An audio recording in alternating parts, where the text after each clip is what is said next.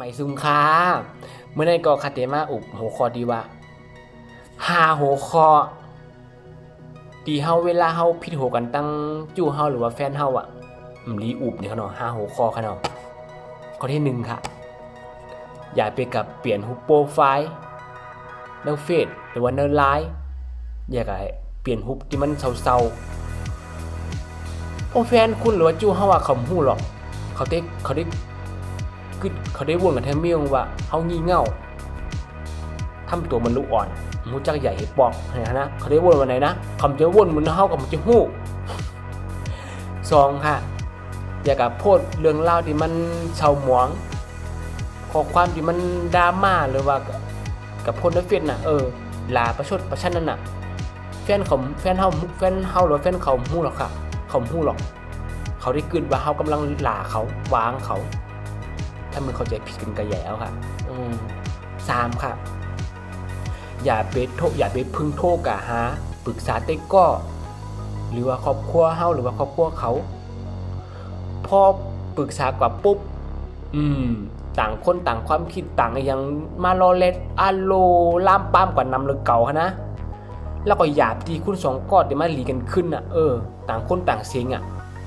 เมื่อหักก็หักกันอยู่2ก้อเวลาอุบมาเคลียร์กันก็ขอเคลียร์2ก้อไว้ค่ะแต่ก็ปรึกษาคนอื่นค่ะมันหยาบอย่างนั้น4ค่ะอย่าไปรักคำว่าเลิกก็เลิกไหมเลิกกันไหมเนี่ยเลิกกันแหน่เนี่ยถ้าเฮาแค่เลิกเต้ๆอย่าไปอุบค่ะเพราะว่ามันเด็กมันเตบั่นทอนจิตใจกันให้คือแบบว่าแฟนเฮาหรือว่าจูเฮาก็สิวนว่าเขาได้เอาคนไม่ไหนมาเป็นคู่ชีวิตเขาเนี่ยมาสร้างอนาคตจำเขาเนี่ยเดี๋ยวคนไม่ไหนพี่กันอิดอ่อนแอนก็เลิกกันพี่กันอินก็เลิกกันตาเลิกกันติ๊กๆนี่นะแฟนเฮาหรือว่าจูเฮาที่คนไว้ไหนเนี่ยครับเนาะ5ค่ะข้อสุดท้ายค่ะ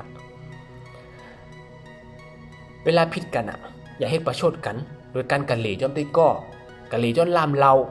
ร้านเบียร์ปาร์ตี้สังสรรค์เฮ็ดประชดแฟนหรือแบบข้อได้สำคัญเลยกะอุบจนก็ใหม่อุบจนก็อื่นเลยอันนี้ค่ะผมเห็นจอมาขอเลยนะแฟน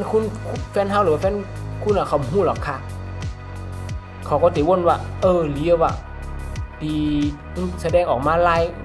ายเหมือนไหนก้นลีออกจากชีวิตกับก้นลีว่าเขาที่วนวันไหนเขาที่วนว่าคุณเสียใจก็ต้องเสียใจล่ะอย่าไปประเทศประชดกันแม่นั้นนี่ครับเนาะนั่นแหละข้อนี้สำคัญเนี่ยครับพ่อข้าก็หันนำพอเวลาทะเลาะกันโล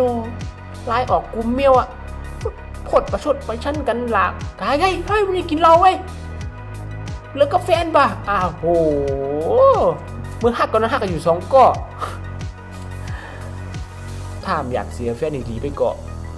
อย่าไปเฮ็ดบ่อยๆนี่ครับเนาะหาข้อที่คาราดมาหน่อยจำเจอมุกนะผมเจอก็ยังต้องปั่นนุกก้อนเลยครับเนาะหาก็มาปั่นข้อมูลหลายพอเฮ็ดกับพ่อค่ะนี่คาราดมาหน่อย